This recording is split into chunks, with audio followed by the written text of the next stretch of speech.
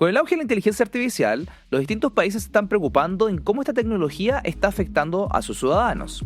En particular en Chile, el gobierno presentó un proyecto de ley el cual busca ser uno de los pioneros en regular esta materia en la región. Pero, ¿es esto algo bueno? ¿De qué se trata este proyecto de ley? ¿Qué tipo de cosas se podría mejorar? Precisamente hablaremos de estos temas con la diputada Paula Labra, quien es diputada por el Maule Sur e integrante de la Comisión de Ciencias de la Cámara de Diputados, la cual nos explicará todos estos ámbitos y nos permitirá entender un poco mejor cuál es su posición respecto a que si este es o no un buen proyecto de ley. No te pierdas este episodio de Inteligencia Artificial para los Negocios, tu podcast semanal en el cual puedes entender bien cómo poder aplicar la inteligencia artificial en tu organización.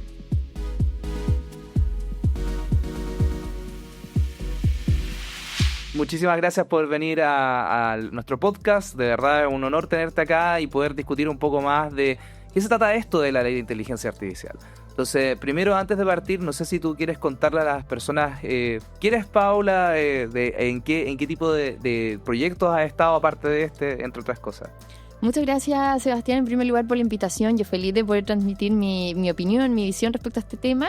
Feliz también de que todos los que nos van a escuchar y ojalá sea un aprendizaje y de utilidad.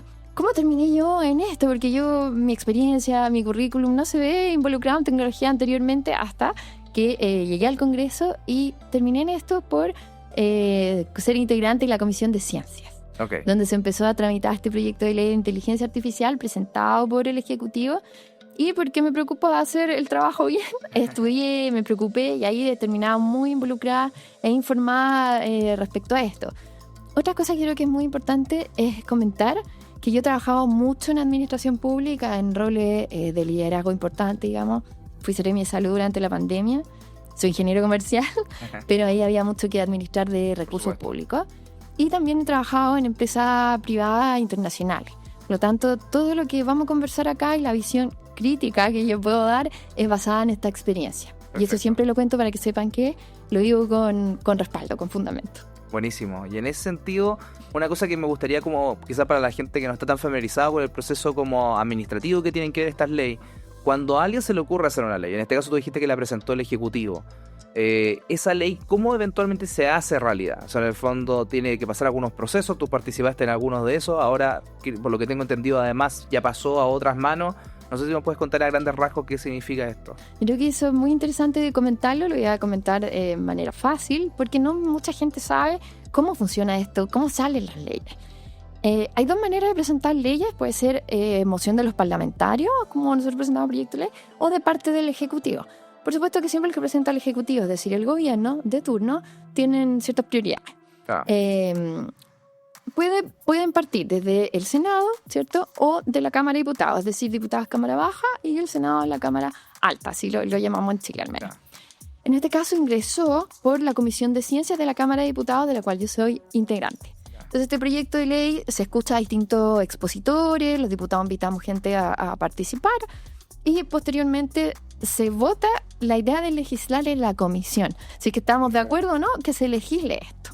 Okay. En este caso se aprobó, yo me abstuve, y después viene la discusión particular. Es decir, se ve artículo por artículo y es la instancia en que los diputados podemos presentar mejoras. Okay. Podemos solicitar que quiero que se elimine ese artículo, que se mejore en esto, presentando esta y esta indicación. Y ahí también se vota uno a uno. Y esto depende un poco de las mayorías políticas porque muchas veces van un poquito de la línea de las tendencias políticas. De hecho, eso te iba a preguntar porque sí, me tocó leer este escrito de fondo que la verdad es que primera vez que me leo uno y me llamó la atención el nivel de detalles como tal diputado presentó esto, bueno, el otro se abstuvo, este se opuso y es como muy, muy, muy detallado de todo el tema. Y claro, me imagino que la comisión que está discutiendo esto en su composición política es un reflejo más o menos de la composición política de la Cámara en ese momento, ¿no? Ahí es distinto, porque hay en el Congreso, no recuerdo el número exacto, pero serán unas 20 comisiones de distintas temáticas. Por ejemplo, yo estoy en Ciencia y Agricultura, que es lo que me importa por mi zona. Y ahí participan 13 diputados, 12 diputados. Y la conformación generalmente es equilibrada. En las comisiones. Pero muchas veces hay diputados que no van mucho a comisiones porque, digámoslo como es así a ciencia cierta, la comisión de ciencia no es algo que uno vea lo que pasa a los diputados, en los noticieros, en los medios de comunicación. No es la cosa más entretenida. Entonces, para los medios. Entonces no tiene mucha relevancia y hay diputados, lamentablemente, que no le dan la importancia y quizás no asisten. Entonces, en este caso particular, el proceso sigue por si acaso, me queda. En este caso particular, la tramitación de este proyecto de ley, había mucha fuerza, lamentablemente para mí, del oficialismo, es decir, de la línea de gobierno. Y este es un proyecto de gobierno. Entonces, por eso se aprobó y lo aprobaron rápidamente. Esto pasa a votación en la sala, es decir, pasa a votación de los 155 diputados. ¿Ya? Y esto en primera instancia se aprobó, pero ahí puse alguna indicación en esto ya es detalle fino, que logramos que volviera a la Comisión de Ciencia. De la Cámara de Diputados, que eso no pasa mucho, y ahí intenté mejorarlo un poco, pero la línea del gobierno sigue siendo la misma y eso no se logró. Pasa nuevamente a votación, pasó a la votación de la Sala de Diputados, se rechazó mucho y ese texto pasó ahora al Senado. Y está en el Senado. Y en el Senado parte nuevamente todo este proceso que les comenté. Se invitan personas a hablar al respecto, se vota y se perfecciona el texto y se vota en la sala donde están todos los senadores. Perfecto. En algunos casos puede volver a la Cámara de Diputados y luego de eso ya, si se aprueba, se promulga ley. Y un punto muy importante, el Ejecutivo, el Gobierno, en cualquier proyecto de ley tiene la facultad de poner urgencia en los proyectos de ley. Solo el Ejecutivo. Y cuando pone urgencia, determina plazos. Y el Gobierno a este proyecto de ley en particular le ha puesto las máximas urgencias. Entonces eso significa que se tiene que tramitar rápidamente y por eso ha avanzado también rápido. Y la intención del Gobierno es que este proyecto salga en la legislación en este periodo del mandatario actual. Claro, que es un contexto importante para la gente que quizás no sabe la situación de Chile en eso. Chile está actualmente con el gobierno del presidente Boric, que termina en marzo, pero las elecciones son precisamente más o menos la fecha que sale este podcast al aire. ¿Ya? Quizás cuando estemos hablando de esto ya uno ya sabe quién salió, no sabemos en este momento que lo estamos grabando. ¿Ya? En ese gobierno puede cambiar de tendencia en la siguiente etapa o bien de ser de continuidad como todas las veces, pero el punto es que estamos muy cerca de eso. Entonces, básicamente él está con un reloj en contra, digamos, de poder empujar su propia agenda si es que eventualmente no sale continuidad. Entonces eventualmente él está también tratando de empujar algunos proyectos y como decís tú, hay esta capacidad de dar urgencia. Yo no tenía idea tampoco de que habían diferentes urgencias. Se había escuchado obviamente en la prensa que de repente hablaban de suma urgencia. Y claro, pues dependiendo de la magnitud de la urgencia, son plazos de creo que de 5, 15 y 30 días, si no me equivoco. Así es. Urgencia simple, suma urgencia y discusión inmediata. O sea, este proyecto de ley, el gobierno llegó a ponerle discusión inmediata, que eso uno habitualmente lo ve en proyectos de ley que tienen que ver con salud, con seguridad, pero no en esta materia. Y hay algo muy importante. La ex ministra Aysén Echeverri, que fue quien promovió este proyecto, ahora hay otro ministro, ella lo manifestó porque yo pregunté, la industria, el ecosistema decía, ¿por qué tanta urgencia si esto es una materia que no se puede tratar a la ligera? Y lo dijo expresamente a estos públicos, dijo, es que queremos ser pioneros en tener un proyecto de ley de inteligencia artificial que yo creo que es un objetivo un poco pretencioso y que no busca el bien mayoritario del país. Por lo tanto, eso es lo que está pasando, porque de aquí a marzo, independiente de quién gane las elecciones, va a ser, como se dice en Chile, anotarse un poroto para el gobierno. Entonces, por eso le han dado la premura y no la profundidad a la discusión que debería ser. Volviendo un poco como a esta generalidad de la ley, más allá del tinte político que evidentemente vamos a empezar a hablar un poco más adelante, la ley en sí misma, ¿qué es lo que busca regular? ¿Por qué se considera necesario que la inteligencia artificial debe ser regulada y qué es lo que se esperaría que eventualmente cayera dentro de esta regulación? Para poder responder esta pregunta hay que entender que este proyecto de ley, yo lo digo así, es una copia de la regulación de la Unión Europea, de la Ley Act. Entonces, eso es lo primero que hay que entender, que todos sabemos que tiene un foco bastante fiscalizador y restrictivo. Entonces, si uno lo piensa, y aquí lamentablemente voy a tener que meter los tintes políticos, es mucho más fácil hacer un copy-paste. Siempre que uno está pensando además en ser el pionero para ganar el poroto y las noticias, Chile presenta, no sé, la primera regulación en la región, por decirlo así. Y ese es el primer problema de este proyecto de ley. Por lo tanto, ya lo dije, está basado en regular los malos usos de la inteligencia artificial en el entendido que transgredan derechos fundamentales. Aquí ya entramos en dos problemas más. Si esto ya de su estructura vertebral tiene problemas. Cuando hablan de que el ámbito de aplicación es a los usos, si tú ves el texto, finalmente la realidad no es a los usos, es a todo, porque el uso está definido como la implementación, la puesta en marcha, la innovación, entonces no es definitivamente al uso. Y ahí mismo se confunde quién es el responsable, porque además dice los operadores, aplicados a operadores, y la definición de operador que está en el proyecto implica desarrollador, implementador, etcétera, todo lo que está en la cadena. Antes de que el uso implicaría que es la última parte, con la parte ya visible, pero en realidad este proyecto de ley habla también de quienes están construyendo esto.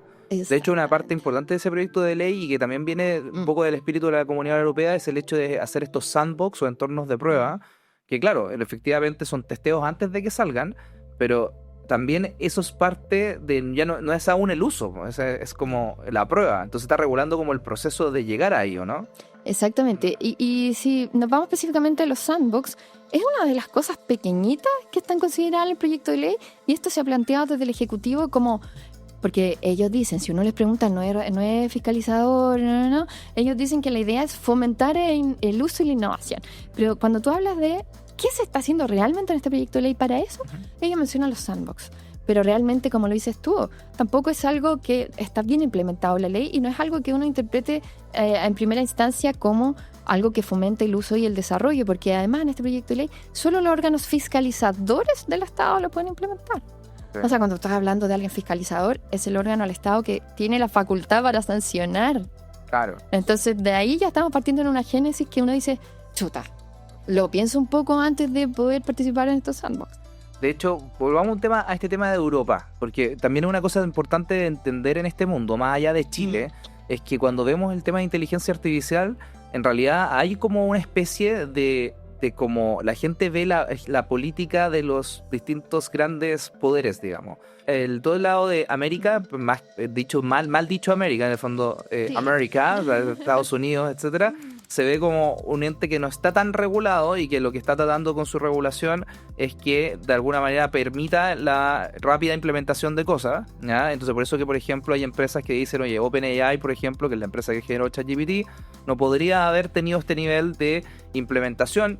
Discutible si todo lo que han hecho es bueno o no, pero en otros territorios, ¿ya? Por otro lado, también se ve Europa como un poco la otra cara de esto, donde Europa ha regulado un sinfín de cosas que tienen que ver precisamente con lo que hablabas tú, en el fondo los usos o incluso el proceso, al punto de que hoy día, por ejemplo, cuando se publican algunas soluciones con inteligencia artificial, algunas veces no salen inmediatamente en Europa, o Europa ni siquiera no significa que no las pueda implementar nunca. Hay algunos que eventualmente después de que hacen el proceso regulatorio pueden salir, pero con meses de desfase al menos, o hay veces que derechamente no. Hay cosas desde la cosa más cotidiana, por ejemplo, hay un chiche tecnológico que son los Ray-Ban que pueden grabar con inteligencia artificial.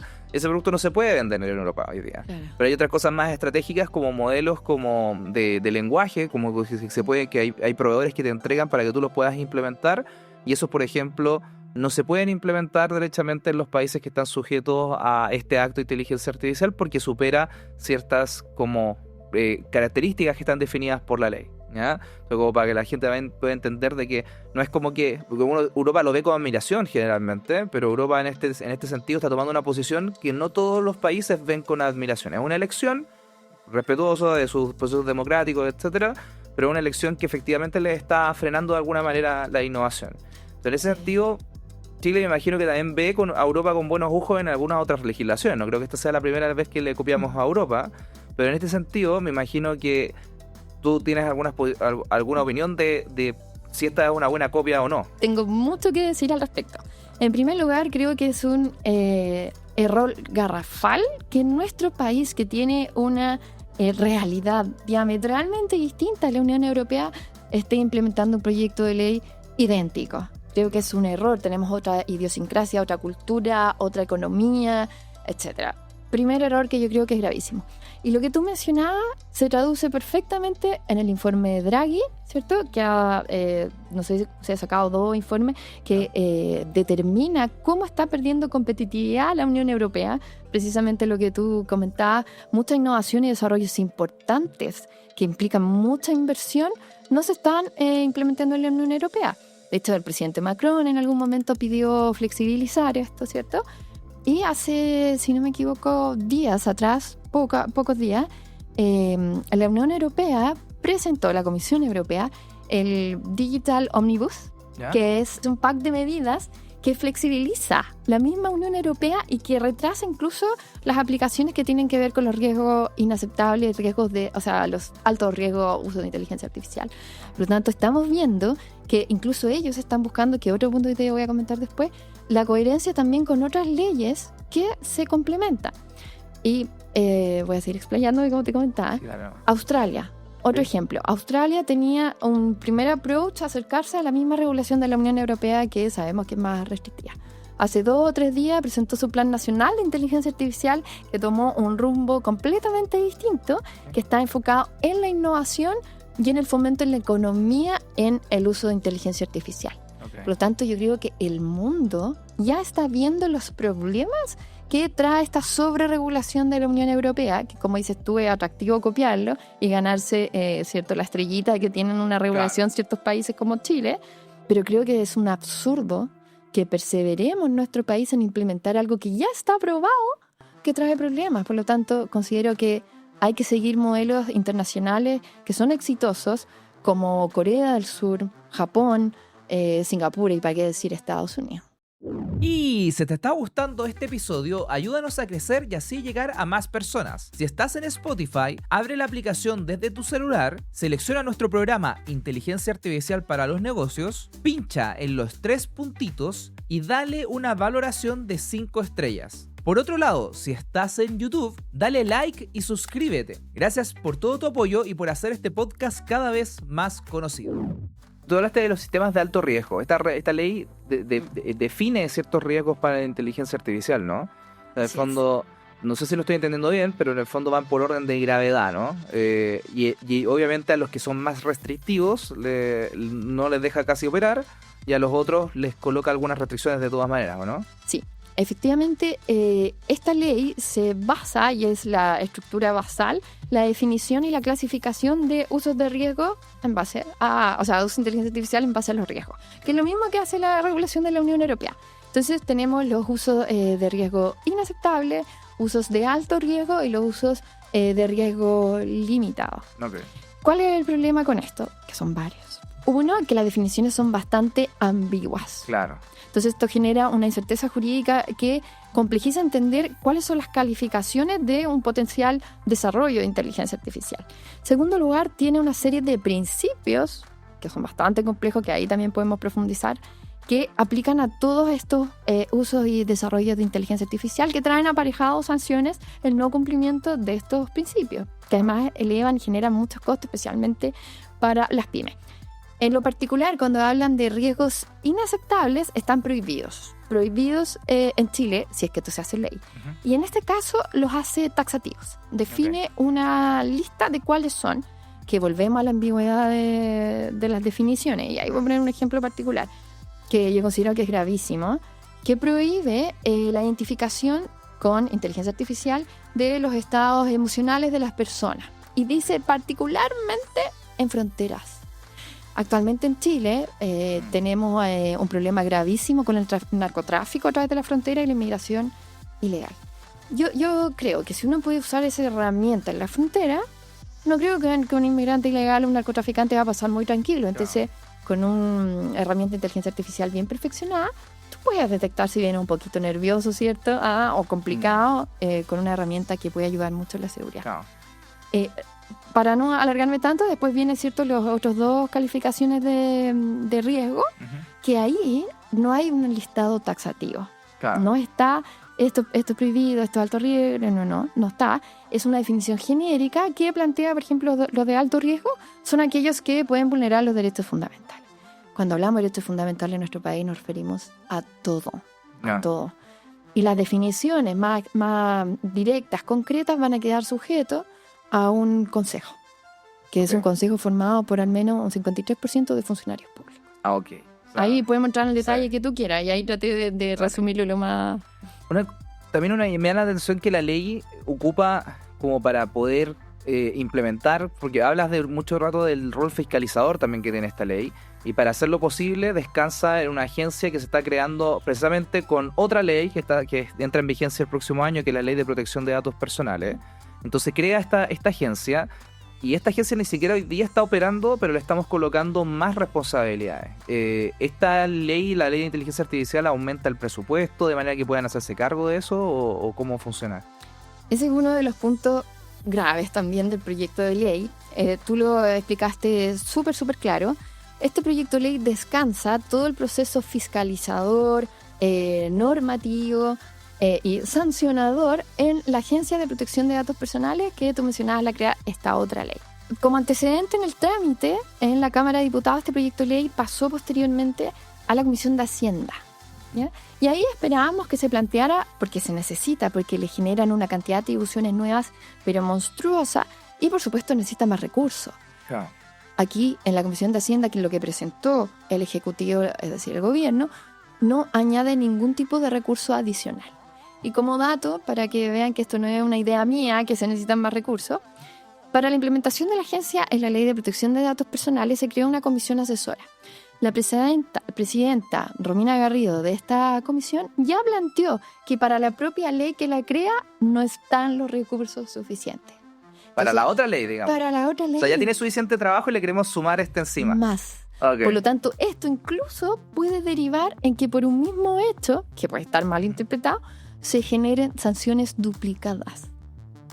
Por la otra ley y por esta, porque tampoco están vinculadas ni conectadas de la manera armónica y coherente que se necesitaría. De hecho, había escuchado un concepto que no sé en qué medio lo escuché, pero como de sobrecarga regulatoria digital, porque al mismo tiempo que ahora va a entrar en vigencia la Ley de Protección de Datos Personales, hace muy poco entró en vigencia la nueva Ley de Ciberseguridad, y además estamos metiendo esta también en el tema. O sea, eventualmente, por lo que te entendí bien, podrían haber problemas que podrían estar sujetos a más de una de estas, y no van a tener una única sanción, sino que van a tener acumuladas, digamos. Sí, está muy informado y te voy a sumar conceptos nuevos. Efectivamente tenemos una sobreregulación en materia digital, tenemos la ley de ciberseguridad, la ley de protección de datos personales, la ley fintech, y así hay otra de transformación digital ahora. Entonces, efectivamente tenemos esta superposición legislativa, lo que yo lo llamo enjambre legislativo. Ok.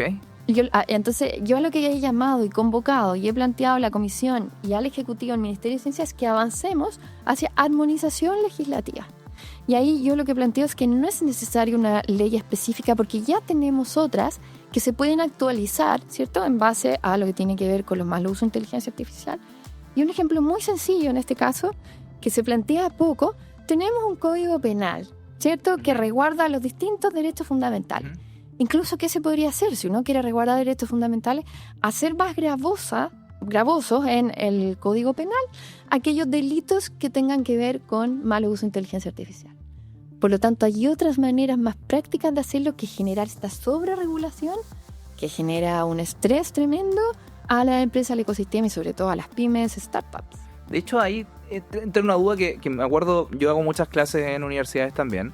Y una vez un alumno me dijo, estábamos discutiendo el tema de propiedad intelectual, ¿ya? Y dentro de propiedad intelectual obviamente siempre está el tema de que uno puede hacer copias de personas que no te dieron el consentimiento con herramientas de inteligencia artificial.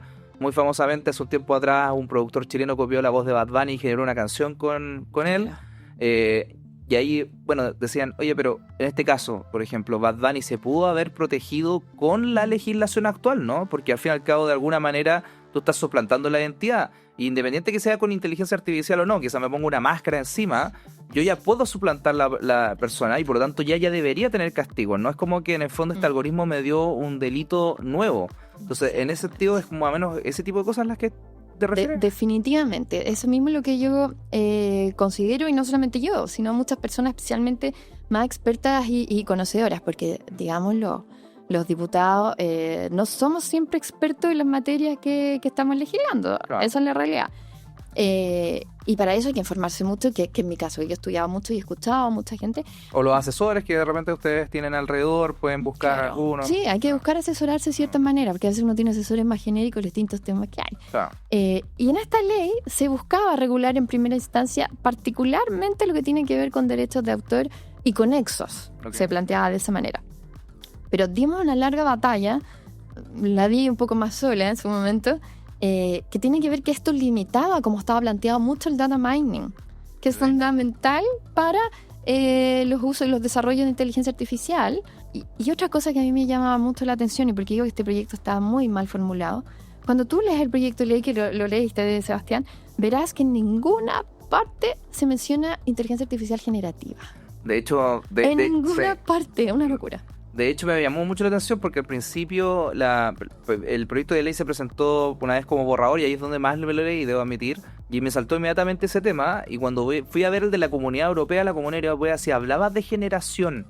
Entonces, me llamó la atención que, claro, es una copia de la ley europea, tenía la misma estructura y todo, pero no decidían copiar la misma definición, y eso debo decir que me llamó mucho la atención. No sé, tú dices que no se ha reparado durante la discusión.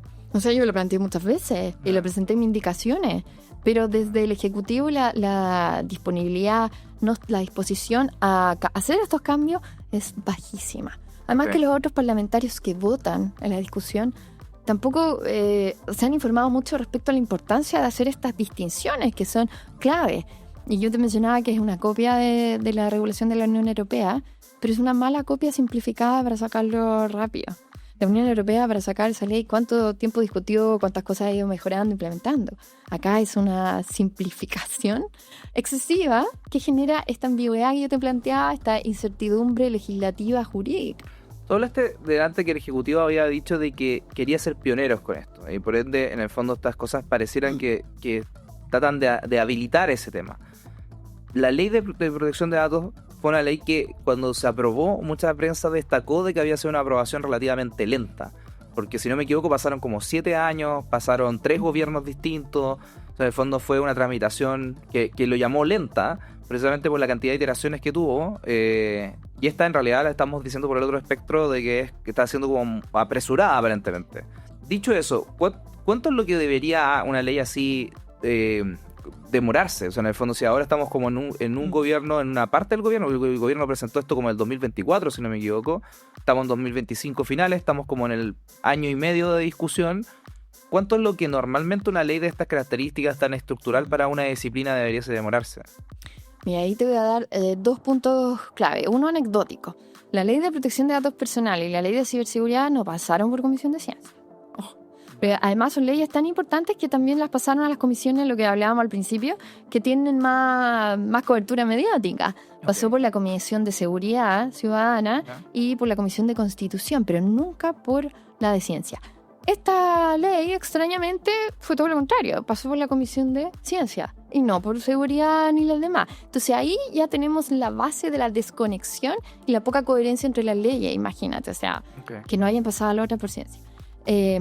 Respecto a lo que tú planteas, ¿cuánto es el tiempo adecuado? Eso es algo que es difícil como interpretar, depende de muchos factores, pero esta ley en particular, yo creo que no todo se regula, o sea, se mejora en nuestro país con leyes.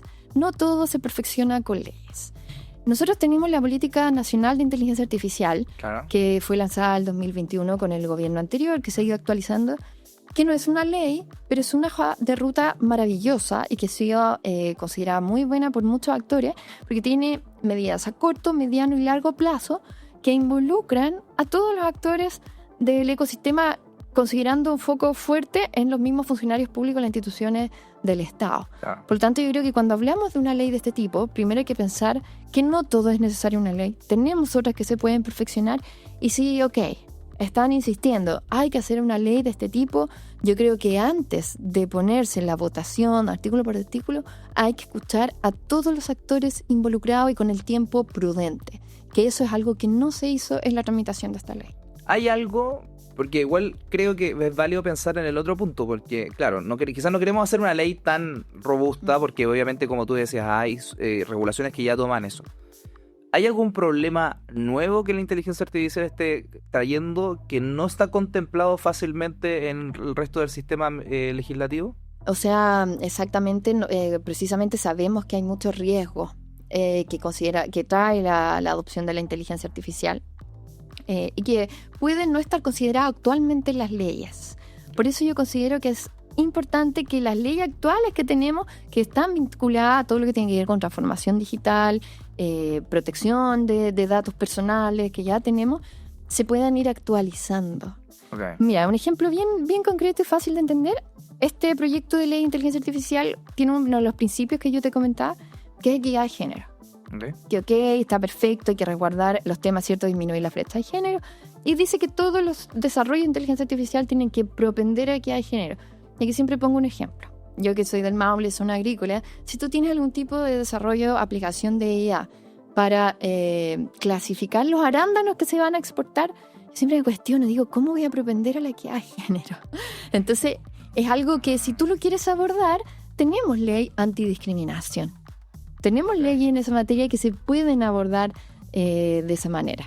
Claro, y que en este caso no sería tan ambiguo ver, oye, es que en realidad para los arándanos esto, claro, absolutamente no clasifica.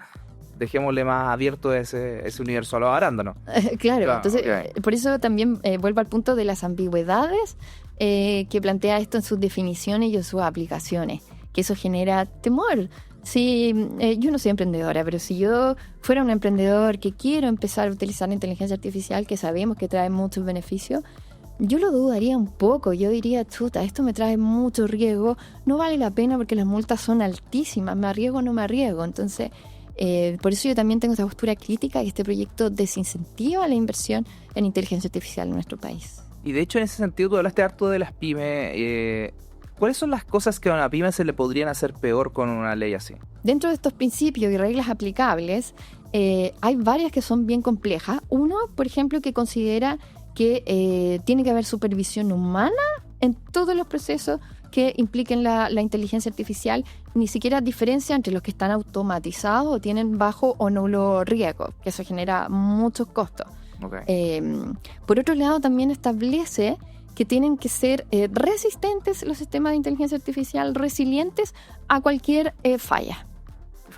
Y además dice que tienen que garantizar que respondan al uso razonablemente previsible. O sea, sabemos que una aplicación, un desarrollo de inteligencia artificial de uso general, sobre todo, no siempre parte con un uso razonablemente previsible, que es el final.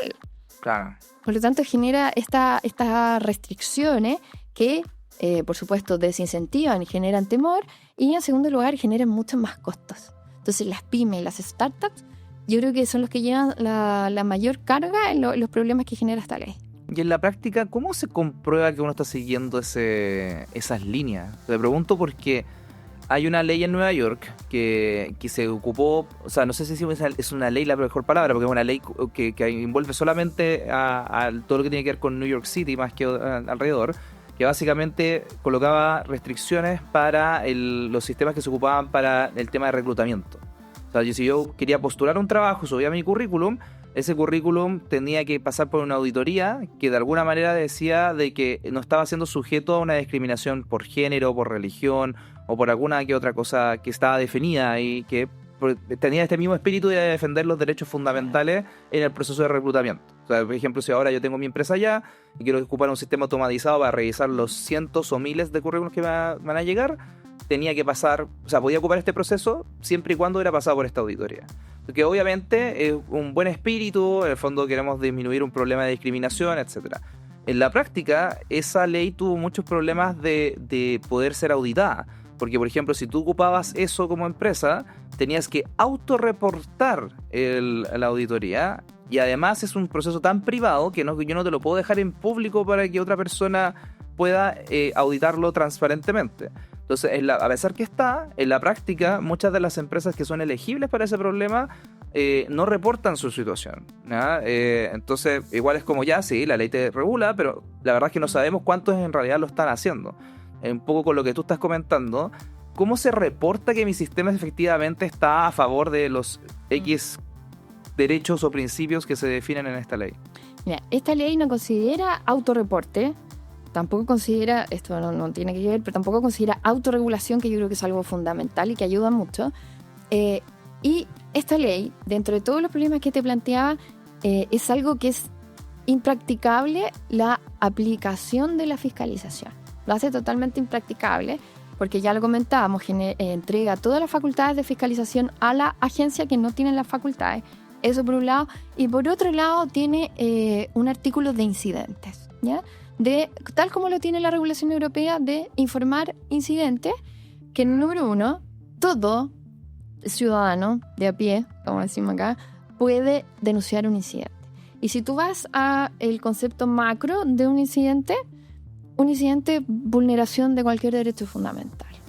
Entonces, cualquier persona puede decir, y yo siempre pongo este ejemplo, que es un poco coloquial, yo digo, chuta, una herramienta de inteligencia artificial me está vendiendo vida sana, yo veo, ¿cierto? O uno ve en redes sociales mujeres preciosas, culturales, y yo digo, yo no soy así, esto me está vulnerando mi derecho fundamental porque me siento deprimida. O sea, puede sonar un ejemplo bastante absurdo, pero es la realidad.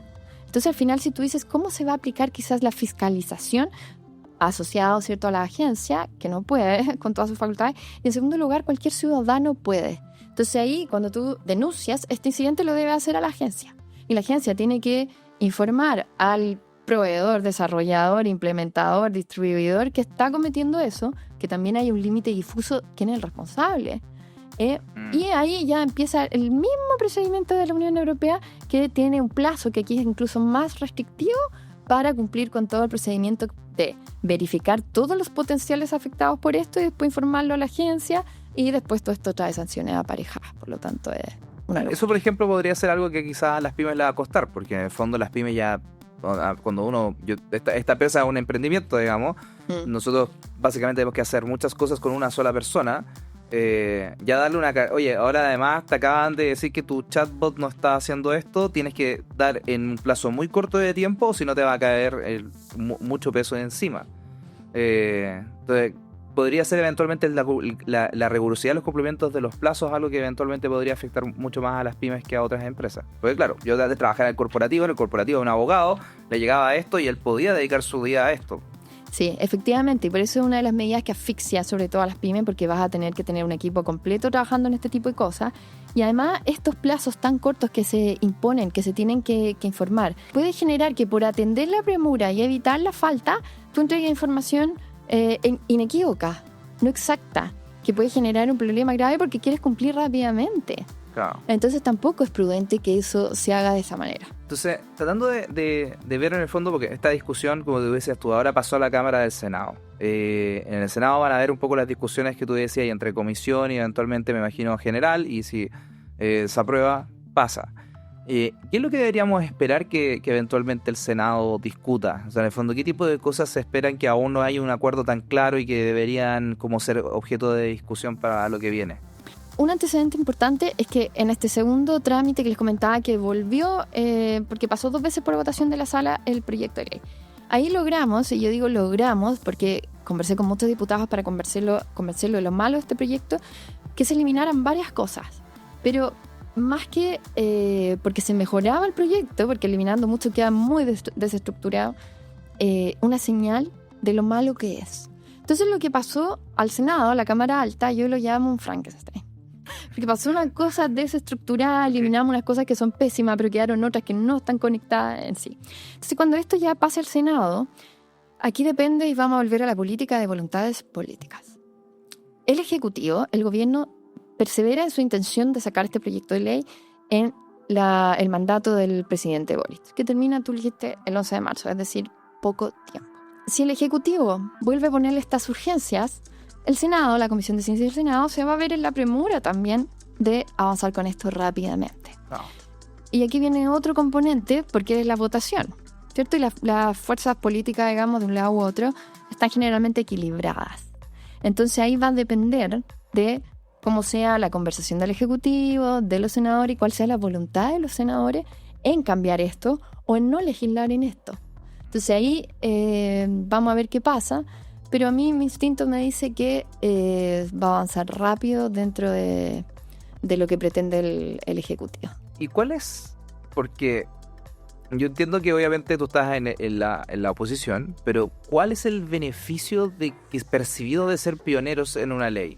¿Por qué Chile tiene que ser el ejemplo en esta materia respecto a la región? Sí, bueno, y aquí va a ser netamente política, y quien me esté escuchando que sea del otro color a lo mejor no le va a gustar mucho lo que voy a decir, pero en primer lugar, siempre, y esto pasa en los diputados y también en los gobiernos, se malentiende, creo yo, que el que presentó y suma más número de proyectos de ley es el mejor.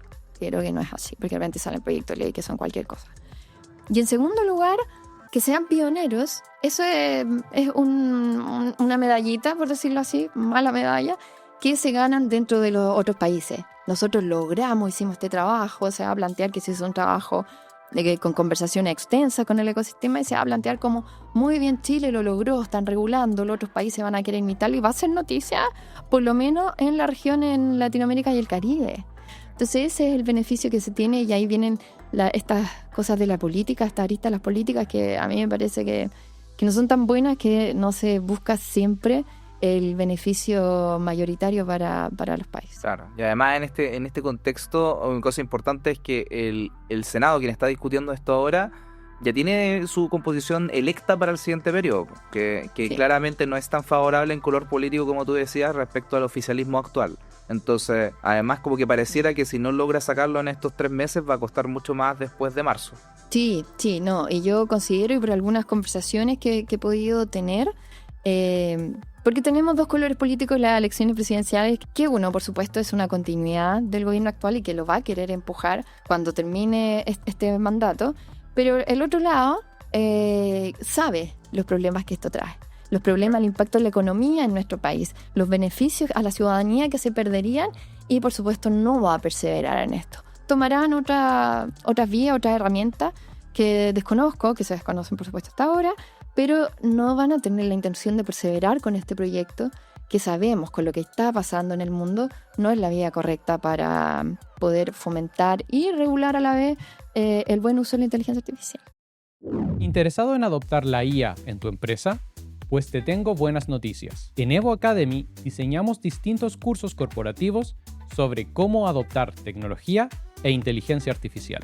Ofrecemos cursos tanto para ejecutivos, donde explicamos de forma didáctica cómo entender el potencial de la IA, como para equipos técnicos, donde mostramos cómo puedes construir aplicaciones utilizando modelos de lenguaje, entre otros varios cursos. Visita nuestro catálogo en evoacademy.cl/cursos-corporativos o en el enlace que te dejamos en la descripción del podcast y lleva a tu empresa al siguiente nivel. Paula, ¿hay algo que no te haya preguntado que quieras como decir o que te haya salido como en los pensamientos durante el transcurso de la discusión y que no salió naturalmente? Sí, voy a comentar algo en mi experiencia en la Comisión de Ciencia.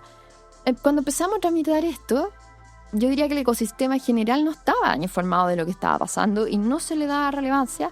Y ahí yo estaba un poco luchando contra la corriente, peleando sola. Pero cuando se empezó a evidenciar que esto avanzaba rápidamente, ahí el ecosistema, pymes, fintech, empresas más grandes de tecnología, la academia, etcétera, empezó a ver las alertas que esto generaba. Y ahí a mí me sucedió que me empezaron a contactar por las vías legales, por supuesto, y me empezaban a decir, diputada, usted va en la línea correcta. Y decía, ¡ay, qué bueno! Y ahí empecé a estudiar y informarme mucho más. Y ahí ya empezó la preocupación, porque avanzaba, y esto sabemos que es perjudicial. Entonces, yo ahí quiero hacer un llamado, una convocatoria a los actores del ecosistema, que yo creo que actualmente todos los rubros y todas las personas son interesadas en lo que está pasando con la inteligencia artificial. Por supuesto, todos los beneficios y a la vez los desafíos que implica. Entonces, a involucrarse un poco más en las discusiones que están sucediendo en el Congreso. Supongamos que esto se hace ley. Yo creo que ahora hay muchas empresas que ya están avanzando con proyectos de inteligencia artificial, que cuando salga la ley, si no están ya adelantándose un poco, les va a generar un problema tremendo de costo, de retrotraer proyectos. Por lo tanto, esa es mi invitación, informarse y tomar parte activa, porque todas las personas pueden pedir reuniones con los diputados. La ley del LOA hay una plataforma que lo permite. Informarse, así también lo pueden hacer con el Ministerio de Ciencia, con los ministros. Entonces, tomar un rol activo e ir informando y comunicando sus posturas al respecto, porque si esto no sucede, pasa y cada diputado, cada persona lo hará a su mejor voluntad o lo que creen que es lo mejor sin saber realmente de la voz de los expertos. Bueno, muchísimas gracias, Paula, por haber venido. También, bueno, aprendimos mucho de esta discusión. También es importante, porque mucha gente que nos escucha fuera de Chile, es tener precisamente saber un poco lo que está pasando acá también en vista de sus propias regulaciones, porque si bien Chile quiere ser el pionero en salir, estas cosas se están discutiendo en distintos países de la región. Es muy difícil imaginarse que ningún país esté hoy día pensando en las consecuencias de lo que viene con sus ciudadanos, con el futuro del trabajo o con muchas otras cosas que le va a impactar la inteligencia artificial. También a la gente que nos está escuchando, decirles que si también quieren seguir teniendo grandes invitados como Paula y otros más que nos vienen a compartir distintos puntos de vista respecto a lo que está pasando en la inteligencia artificial y cómo puede afectar a las organizaciones, es bueno que nos den like, que se suscriban y que le pongan 5 estrellitas en Spotify, pues obviamente eso también ayuda a la inteligencia artificial, a los algoritmos, a decidir de que nuestro podcast también debería llegar a más personas. Muchas gracias, Paula, por haber venido hoy día y de verdad también muchas gracias por habernos como educado respecto a tu punto de vista y de todo lo que está saliendo hoy día. Muchas gracias a ti, Sebastián. Muchas gracias a todos quienes nos están viendo. Vamos por esas 5 estrellitas y gracias por valorar mi opinión y podría decir muchas cosas más, pero yo creo que con esto quedamos con lo preciso. Buenísimo. Muchísimas gracias. Dale. Hasta la próxima.